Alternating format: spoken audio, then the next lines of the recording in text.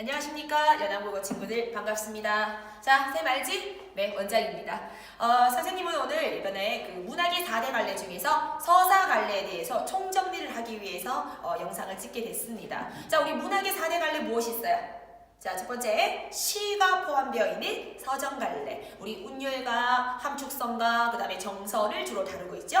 자, 두 번째 갈등의 문학이다, 바로 서사갈래가 있습니다. 자, 세 번째 우리 희곡 그리고 시나리오, 자 바로 극갈래가 있어요. 자, 네 번째, 자 우리 실제로 경험했던 이야기를 통해서 삶의 진실을 보여주고 교훈을 주는 교술갈래가 있습니다. 자, 그 중에서 쌤이 담당하는 것이 바로 서사갈래입니다. 자, 우리 서사갈래의 기본적인 성격을 살펴본다면요. 자, 서사갈래는 진짜 이야기예요? 아니면 거짓말이에요?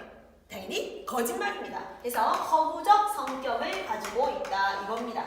자, 우리가 쉽게 말해서 어떤 사람이 막 거짓말을 해. 이럴 때 야, 니 소설 쓰고 있구나 라고 얘기하지 않습니까? 그래서 대표적으로 서사갈래는 일단 뻥입니다. 자, 허구성을 가지고 있어요. 자, 또한 우리 소설 쓰고 있다라고 이야기할 때는 뭔가 짜임새 있게 줄거리를 착착착착 진행시킨다고 할 수 있죠. 자, 그래서 일정한 흐름. 자, 우린 이걸 다른 말로 줄거리라고도 합니다. 자, 그래서 일정한 흐름을 가지고 있다 이거예요. 그래서 이런 걸 우리는 서사적이다, 서사적 구성을 가지고 있다라고도 씁니다. 자, 또한 세 번째, 우리 서사의 가장 중요한 성격일 수도 있어요. 우리 시점이 생길 때 가장 중요한 기준이 바로 서술자의 위치입니다. 그래서 허구적 그리고 흐름, 세 번째 성격 서술자가 존재한다라는 겁니다. 자, 세 가지 성격을 유념해 놓고, 자, 그렇다면 우리 서사갈래에는 어떤 종류들이 있을까요? 자, 대표적으로 현대소설이 있습니다. 자, 조금 과거로 들어가 볼까? 개화기의 소설이 있죠. 그래서 신소설 있습니다. 자, 그럼 뒤로 들어가 볼게. 신소설 말고 또 고전소설이 있죠. 되죠? 자, 그 다음에 의인화된 사물이나 동물을 통해서 우리에게 교훈을 주고자 하는, 자, 바로 가전체 소설이 있습니다. 가전체 있습니다. 자, 그리고 줄거리 가지고 있고, 비록 전승수다는 말이에요. 입이지만은 그래도 우리에게 줄거리도 주고 또 갈등도 들어가 있고 재미도 있고 하는 바로 설화가 있습니다. 자, 이런 글들이 바로 서사갈래에 들어가는 글들이에요. 자, 대표적으로 여러분들 교과서에서 많이 들어가 있는 달밤이라든지 아니면 최척전이라든지 메밀꽃 필무렵이라든지 등등이 있습니다.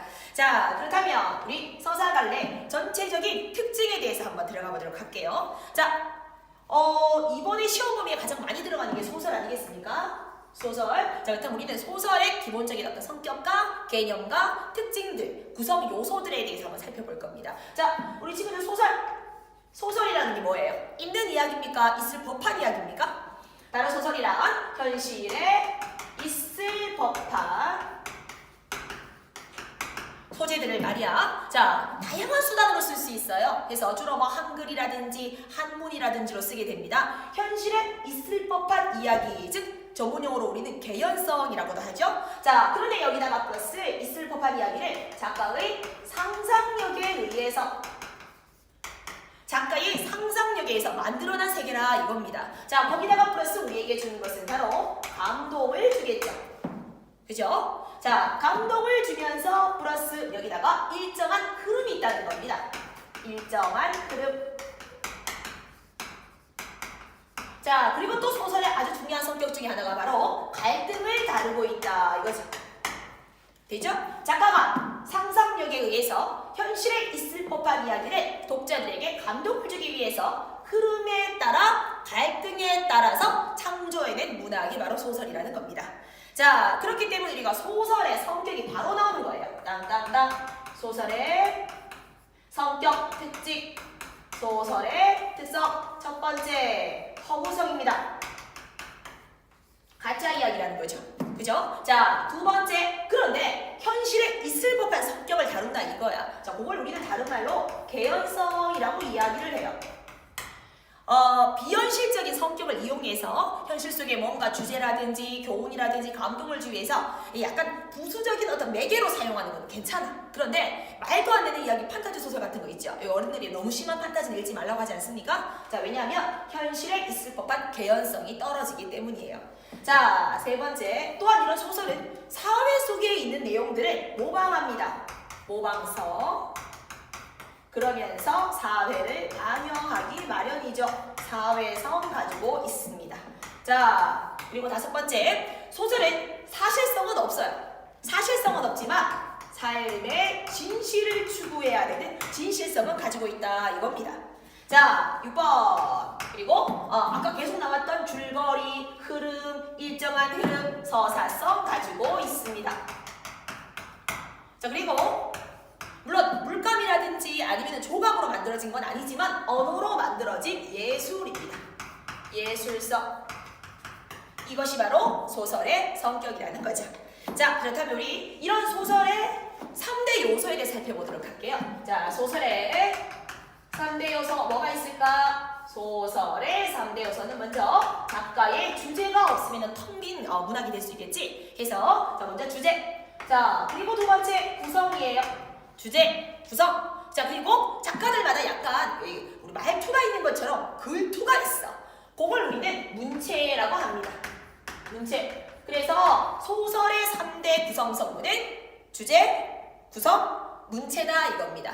자, 요 구성의 3요소가 하나 더 있어, 친구들. 이 구성의 3요소는 인물, 사건, 배경 이렇게 볼 수 있다 이거야. 자, 너무 약간 기초적인 내용이네요, 그죠? 개념이에요. 자, 그리고 이 문체는 길게 쓰는 문체, 만연체, 짧게 쓰는 문체, 간결체, 좀 딱딱하게 쓰는 문체, 건조체, 화려하게 수식 어구를 많이 집어넣는 것들, 화려체, 부드럽게 쓰는 것들, 우유체, 강하게 쓰는 어조, 해서 강건체 등등이 있습니다. 자, 소설의 3대 요소, 주제, 구성, 문체. 자, 그리고 이 구성의 3대 요소, 인물, 사건, 배경에 대해서 살펴봤습니다. 자, 잠시 지우고 다시 할게요. 그렇다면 아까 선생님이 이 또 소설에 대해서 갈등이 중요하다라는 이야기를 했어, 그죠? 갈등. 자, 우리 그러면 갈등에 대해서 한번 생각을 해보자. 자, 우리 친구들 갈등, 소설 중에서 갈등 없는 소설이 있을까? 없지. 없어. 이 갈등이 전혀 없이 사건의 실마리나 배경을 설명해 주는 걸 우리는 발단이라고 해요. 갈등이 중요한 거예요. 갈등을 기준으로 우리 소설의 5단 구조가 나눠지는 거야. 먼저 갈등 없는 거 발단, 갈등이 시작이 되는 거 전개, 갈등이 고조되는 것 위기, 갈등의 최고조 절정. 자, 갈등이 해소되는 것 결말이다 이겁니다. 자, 그렇다면 이 갈등의 종류를 아셔야 되겠죠. 자, 식, 등나무. 자, 식 갈자와 등나무 등자를 이용한 한자입니다. 해서 꼬불꼬불 얽혀 있다라는 거겠죠. 이 갈등의 큰 종류에는 두 가지가 있어요. 자, 먼저 첫 번째 내적 갈등이라는 게 있습니다. 내적 갈등은 말 그대로예요. 인물이 가지고 있는 이 내부에서 일어나는 갈등이라는 거죠. 고민, 우울, 방황 등등등등등, 질투, 슬픔 등등입니다. 자, 두 번째 외적 갈등이라는 게 있어요. 외적 갈등. 자, 이런 외적 갈등에는 크게 다시 네 가지로 구분을 할 수가 있습니다. 자, 먼저 외적 갈등 첫 번째 인물 대 인물로 볼 수가 있습니다. 염상섭의 두파산 이런 걸 봐도 인물 대 인물 간의 갈등이라든지 해서 수많은 여러분들이 재밌어하는 소설들이 대부분 다 인물 대 인물의 갈등을 많이 다루고 있다는 거예요. 자, 두 번째입니다. 인물과 사회와의 갈등으로 볼 수가 있어요. 자, 우리 홍길동전 한번 생각해봐봐. 홍길동전에 나오는 홍길동이는 임금님 한 명이나 아니면 자신과 반대되는 어떤 반신배들과 그런 개인의 갈등이 아니에요. 길동이가 싸우고 있는 것은 사회, 신분 제도라든지 이 서얼의 어떤 적성, 이런 차별에 관한 이런 사회와 싸우고 있다 이겁니다. 자, 대부분의 이 사회를 반영하고 있는 소설들은 이 2번의 갈등 구조를 많이 다루고 있다는 겁니다. 자, 세 번째입니다. 인물 대 자연의 갈등이죠. 자연의 갈등. 자, 인물 대 자연의 갈등. 우리 현대소설 작가 중에서 김정한이라는 작가가 있어. 사하촌이라든지 모래톱 이야기라든지 이 산거족 들어보셨죠?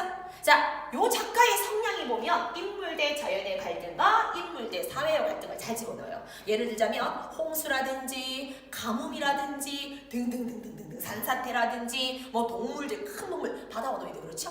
자, 해서 인물 대 자연 간의 갈등입니다. 물론 우리나라 소설 중에서는 오직 인물 대 자연만의 갈등을 다루지는 않아요. 주로 이제 섞여서 중복돼서 많이 들어가는 편이죠. 자, 네 번째 인물 대 그 인물의 운명 간의 갈등이 있습니다. 자, 김동리의 소설 역마라는 소설을 보면은 이 남자 주인공이 자신에게 이제 가해진 운명, 역마살에 대해서 뭐 거부하려고 했지만 결국은 그 운명에 지고 말아요. 그래서 떠돌이 역장사가 되지 않습니까? 자, 인물 대 운명 간의 갈등해서 이렇게 갈등의 유형을 한번 나누어 봤습니다. 자, 그렇다면 지금 인물이라는 단어가 무려 이렇게 여러 번 나왔어. 이번에는 소설의 인물의 유형에 대해서 한번 살펴보겠습니다.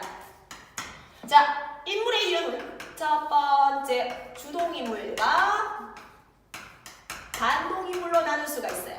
주동인물과 반동인물로 나눌 수가 있습니다. 자, 일단 주동인물이라는 것은 작품의 주인공이에요. 그래서 작품의 주인공이자 혹은 주제의식을 반영한 사람입니다. 작품의 주인공이자 주제의식을 가지고 있는 대개는 아닌 경우도 있어. 아닌 경우도 있어서 채만식 같은 경우에는 주인공을 적고 욕하는 것도 풍자하는 소설도 있겠지만은 대부분의 소설들은 이 작가의 가치관이 이 주동인물에 많이 반영이 되는 편입니다. 자, 그렇다면 반동인물은 누굴까? 이 주인공에게 반대하는 인물로 보실 수가 있겠죠. 자, 말 그대로입니다. 자, 두 번째 유형 다시 한번 나눠보도록 할게요. 자, 두 번째 중심인물과 반대인물이 있다면은 자, 먼저 성격이 변하지 않는 평면적 인물이 있습니다. 평면적 인물이 있어요. 평면적인 인물은 이 인물의 성격에 변화가 없는 겁니다. 자, 흐름이 이렇게 없는, 변화 별로 없는 평면적인 성격이 있다면, 평면적인 인물 유형이 있다면 반대는 입체적 인물 유형이겠죠. 자, 당연히 성격 변화가 있는 경우입니다. 그런데 우리 연남 친구들 사실 여러분들이 최척적이라든지 사시남정기라든지 등등 고전소설을 많이 배울 거야. 중에서 평면적인 인물이 주로 나오는 게 사실은 고전소설이에요. 아닌 경우도 있어. 아닌 경우도 있는데 예를 들어서 우리 토끼는의 용왕 같은 경우에는 처음에는 탐욕적인 지배층으로서 토끼의 간을 탐했지만 나중에 되면 반성하게 끝나는 반성하는 결말도 있거든. 그래서 평면적인 성격은 주로 이제 고전소설에 많이 나오는 편이에요. 자, 그리고 입체적인 성격은 성격의 변화가 있다 보니까 조금 재미있는 또 갈등도 복잡한 현대소설에서 주로 나오는 인물의 유형입니다. 자, 그 다음에 세 번째 인물 한번 나눠볼게요. 세 번째, 개성적 인물과 전형적 인물로 나눌 수가 있습니다. 이 전형적 인물의 뜻이 뭘까요? 자, 개성적 인물이라는 뜻은 말 그대로 개성이야. 자신의 성격을 그대로 드러내는 거예요. 예를 들어서 우리가 알고 있는 일반적인 소년을 조금 부끄러워하고 이런 이미지인데 자신한테 별로 관심이 없어 보이는 소년에게 조약돌을 던지면서 이 바보야라고 얘기했던 황소년의 소나기의 소녀. 아주 개성적인 인물 유형이라고 볼 수가 있다는 겁니다. 주로 현대 소설에서 많이 나오는 유형입니다. 자, 두 번째, 전형적 인물. 자, 선생님은 어때요? 전형적 여성적인 모습입니까? 조금 멀죠? 그죠? 신사입니다. 전형적인 어머니죠. 그죠? 자, 그래서 이 전형적이라는 것은 고전소설에서 주로 나오는 성격이에요. 전형적인 지배층을 비유하는 토끼전의 용왕. 그죠? 전형적인 선인을 비유하는 흥부. 전형적인 악인을 비유하는 놀부처럼 전형적이라는 성격은 일반적이면서 일반적이다. 혹은 그 집단을 대표할 만큼 평범하다라고 볼 수가 있다는 겁니다. 개성적은 말 그대로 개성적이고 인물의 성격이 그 사람의 성격만 의미하는 겁니다. 자, 이렇게 해서 우리 인물의 유형까지 한번 잡아봤습니다. 자, 그리고 그러면 아까 뭐 인물도 당연히 중요해요. 근데 선생님이 이 소설이라는 것은 서술자가 있어야 되는 된다라는 거 얘기를 했어. 그지? 이런 서술자가 왜 중요하면은 서술자라는 것이 바로 소설에서 우리에게 이 다양한 내용들을 얘기해주는 사람이야. 자, 그러니까 소설에서 서술자가 있는 위치는 아주 중요하다는 겁니다.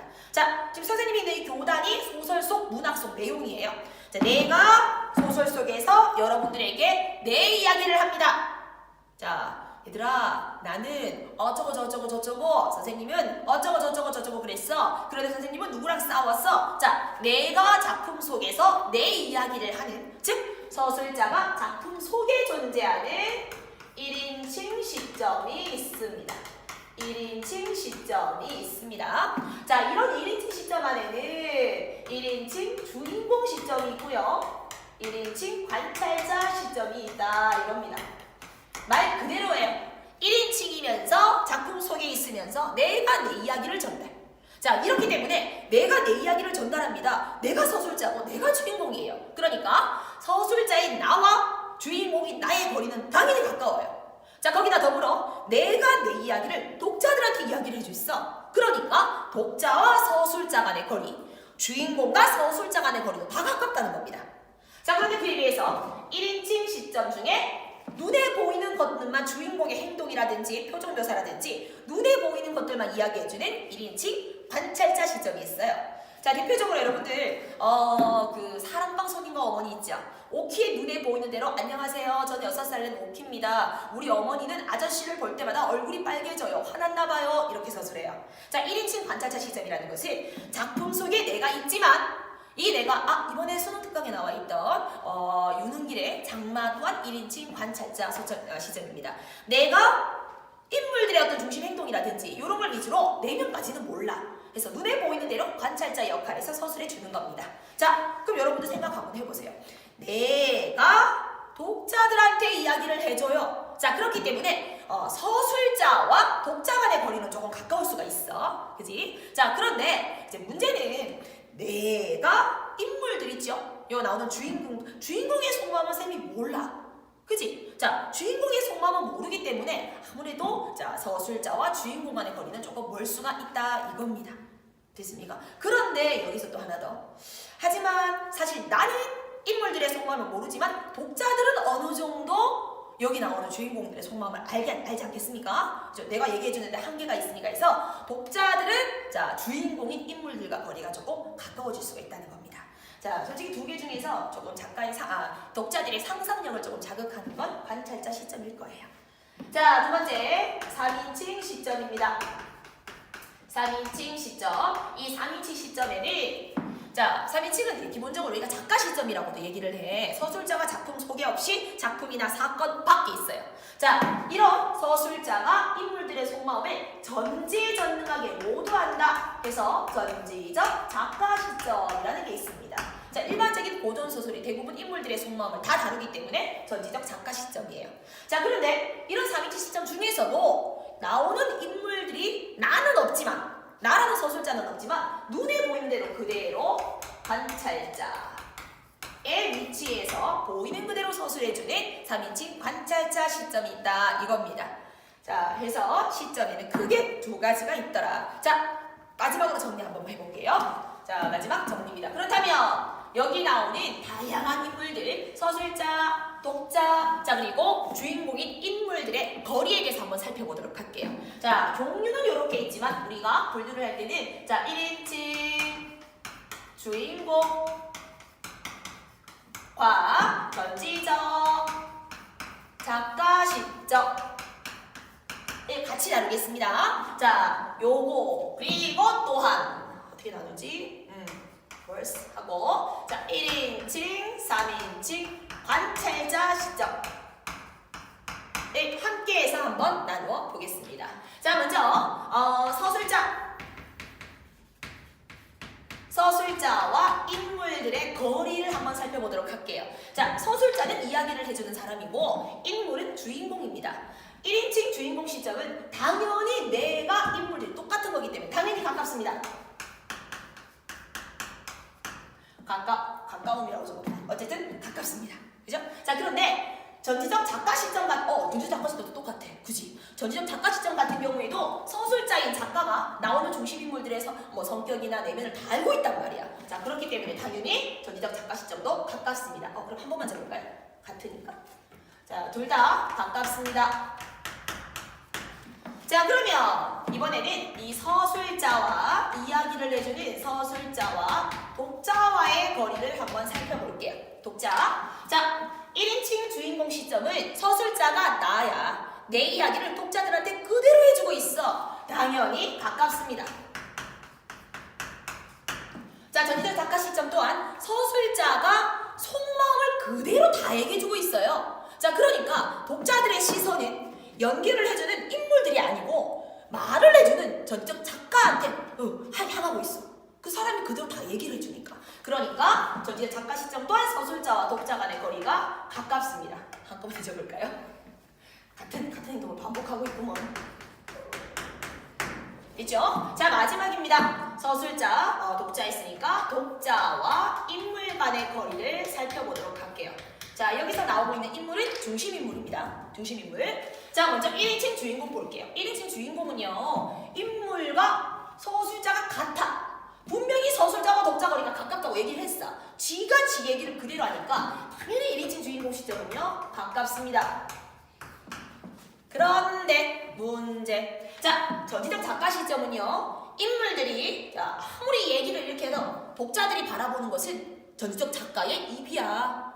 알아서 다 얘기해주기 때문에 그리 이 인물들에 대해서 붙어있을 필요가 없다는 거예요. 그래서 당연히 전지적 작가 시점은 작품 바깥에 있는 서술자에게 포커스가 맞춰져 있고 독자는 이 서술자한테 의존하기 때문에 당연히 독자와 중심인물 간의 거리는 멉니다. 얘만 명사형이네요. 자, 그렇다면 1-3인칭 관찰자 시점을 보도록 할게요. 자, 1-3인칭 관찰자 시점은 아무래도 서술자가 중심인물에 대해서 속마음을 몰라요. 그렇기 때문에 당연히 둘 다 멀다고 볼 수가 있습니다.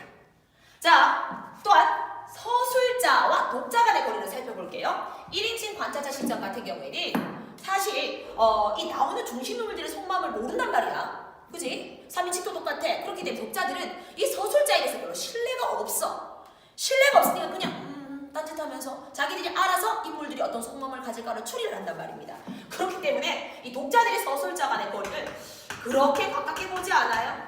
왜냐? 서술자가 관찰된 것만 우리에게 얘기해주니까 이것을 해서 다 의존을 할 수가 없다는 겁니다.